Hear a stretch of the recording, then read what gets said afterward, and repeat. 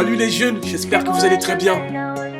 Vous m'entendez? Le son, il est bon? C'est très bien. Quoi dire de plus? Je vais être bref. Je suis tout simplement fier de vous. Fier de savoir que vous êtes prêts à relancer ce que nous avons commencé en 2020. Notre mission qui consiste à promouvoir la paix et la non-violence en République du Congo. Il y en a qui pensent que notre association est née aujourd'hui ou encore hier, mais non. Nous sommes en 2020 à Kinkala dans le département du Poul. Lorsque j'avais décidé de créer cette association, justement c'était pour préparer ces moments, préparer les jeunes à aborder les périodes électorales avec beaucoup de sérénité, avec sagesse et surtout avec responsabilité. Aujourd'hui, on peut observer à travers les réseaux sociaux les promoteurs de la haine qui n'ont pour objectif que celui de manipuler les consciences. Et donc notre mission qui est celle de préserver la paix, c'est aussi celle qui consiste à préserver la jeunesse qui est l'avenir de notre pays. En parlant de promouvoir la paix et la non-violence, je vais vous demander de faire attention avec tout ce que vous écoutez à travers les réseaux sociaux, les réseaux dits sociaux.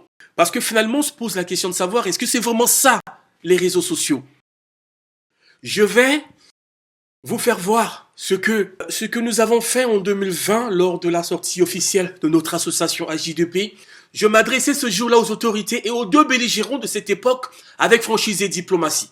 J'avais dit devant les médias, devant tout le monde, que si quelqu'un arrivait à vous proposer, à vous présenter les armes, dites-lui d'aller donner les armes à ses enfants, à ses neveux. Parce que nous, on veut la paix au Congo. Et je pense que le message était très bien passé. L'image n'est pas assez bonne parce que la vidéo avait été filmée sur une télé pendant que ça passe ce jour-là de 20h.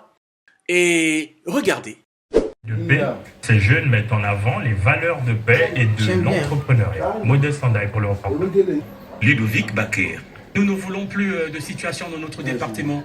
Nous voulons préparer les jeunes à ce qu'ils soient assez lucides pour que si demain quelqu'un arrivait à leur présenter les armes, qui lui disent d'aller donner ses armes à ses enfants, à ses neveux ou à ses frères, parce que nous, dans le département du Poul, ne voulons plus la guerre. C'est fini.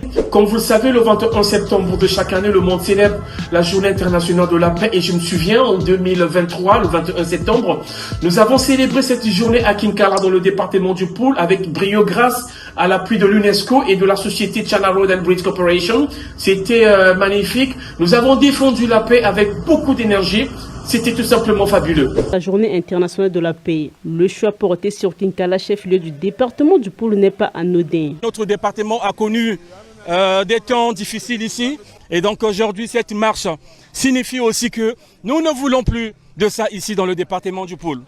Et donc, je vais réitérer en d'autres termes en vous disant que si quelqu'un, à travers les réseaux sociaux, arrivait à vous demander de marcher dans la rue pour empêcher tel ou tel candidat de se présenter à l'élection présidentielle 2026, dites-lui d'aller chercher ses enfants.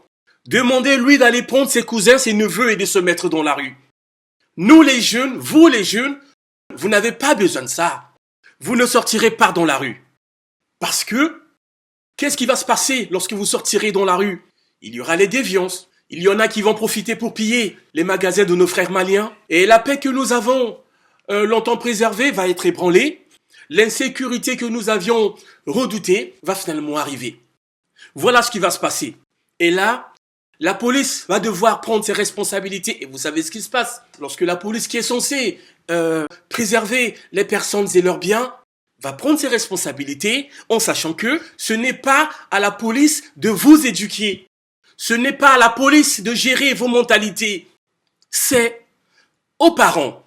Ça, je vais pas cesser de le dire. Il appartient à tout parent de gérer l'éducation et la mentalité de son enfant. J'ai beaucoup voyagé et je n'ai pas rencontré une famille de délinquants où les parents ont totalement pris leurs responsabilités. Les parents, que votre oui soit oui et que votre non soit non. Point barre. Moi aussi, j'aimerais bien que Denis Sassou Nguesso passe le témoin à quelqu'un d'autre. Mais nous allons le faire en toute responsabilité. La meilleure façon de faire à ce que Denis Sassou Nguesso ne soit pas réélu en 2026 et qu'il ne soit pas président en 2026, c'est d'aller aux urnes. Ça se passera dans les urnes et nulle part ailleurs. Aujourd'hui, nous savons tous que la meilleure façon pour les promoteurs de la haine de se faire un petit nom sous le soleil et d'avoir beaucoup de vues est de décréditer le candidat sortant, donc Denis Sassou Nguesso, en essayant de pousser les populations à devenir aveugles, c'est-à-dire à ne plus rien voir, à ne pas voir ce qui a été fait. C'est-à-dire pour eux, depuis 30 ans, 20 ans, le Congo est resté intact. Rien n'a été fait. Après, la crainte, c'est que, est-ce que les populations ne risquent de ne pas croire à cela? Parce que j'ai lu quelque part, lorsqu'on est resté longtemps au milieu d'un milieu, on ne voit plus grand-chose. C'est-à-dire, lorsque vous restez sur place, vous ne voyagez pas, vous ne sortez pas, vous ne bougez pas, vous avez l'impression que tout est pareil autour de vous.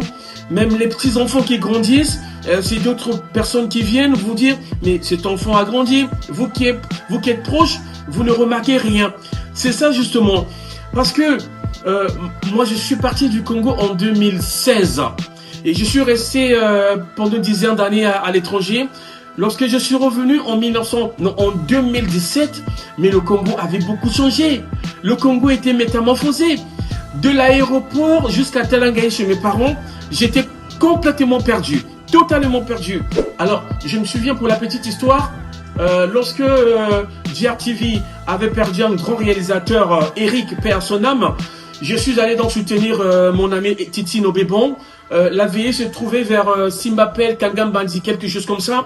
Mais j'ai souffert pour retrouver le lieu de la veillée. C'est un coin que je fréquentais tout le temps avant de quitter le Congo. De ma voiture, je m'arrêtais à chaque fois pour demander au petit où se trouvait le quartier Simbapel. À un moment, je me suis retrouvé sur l'échangeur. Après, on me dit non, il faut descendre. S'il faut aller de l'autre côté, vous tournez. Mais tout cela, c'est des voies, c'est des routes que moi je n'avais pas laissées en partant du Congo.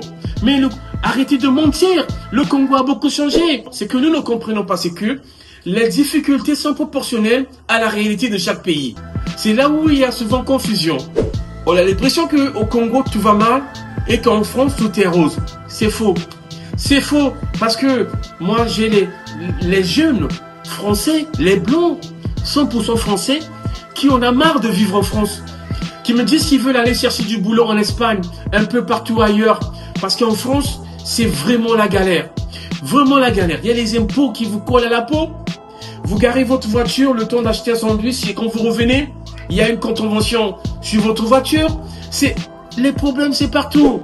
Et les étudiants, on parle des étudiants. Mais qui vous a dit que c'est rose ailleurs? C'est pas du tout rose ailleurs. Les problèmes des étudiants. Il faut pas mentir aux gens. Parce que ça traumatise les jeunes. C'est vrai qu'il y a des difficultés. C'est vrai qu'il y a des choses qui ont été faites et qui sont pas faites. Il y a des ajustements. Mais c'est partout. Même ici en France, c'est partout. J'ai vu les retraités qui pleurent.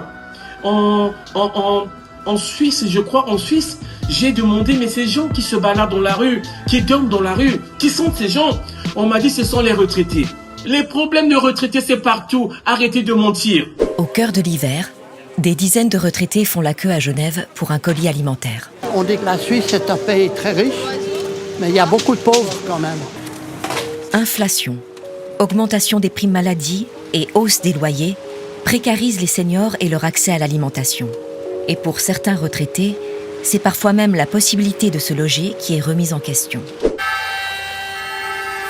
Un sauvetage dans un tractopelle. 6 départements du sud de la France sont actuellement en vigilance rouge pour crues, pluies et inondations. Du coup, il me restait 1 € par mois pour vivre pendant 3 mois. C'était la galère, on mange plus, on mange, comme la légende le dit, des pâtes tous les jours. On peut pas se soigner. Du coup, tu rates des cours et tout. Et ouais, mes notes, elles ont chuté à ce moment-là. Cette précarité extrême, de nombreux étudiants la vivent en France. Selon un rapport de l'INSEE, 20% des étudiants vivaient sous le seuil de pauvreté en 2016. Une situation qui pousse parfois à des actes désespérés. Vendredi, c'est un étudiant de 22 ans qui s'est immolé par le feu devant ce bâtiment, le siège du Crous à Lyon. Voilà, vous aurez certainement compris que les problèmes c'est partout dans le monde et que ce n'est pas que strictement chez nous au Congo-Brazzaville, contrairement au tableau sombre que nous présentent les promoteurs de la haine à la longueur de journée. Pour terminer, je vais réitérer ce que je vous ai dit. Les jeunes, vous vous souvenez, lors de notre dernière vidéoconférence, Ne vous laissez pas séduire par les promoteurs de la haine. Surtout, ne vous laissez pas instrumentaliser ni entourlouper par ces gens. Si quelqu'un vient vous demander à travers les réseaux sociaux ce qui risque d'arriver,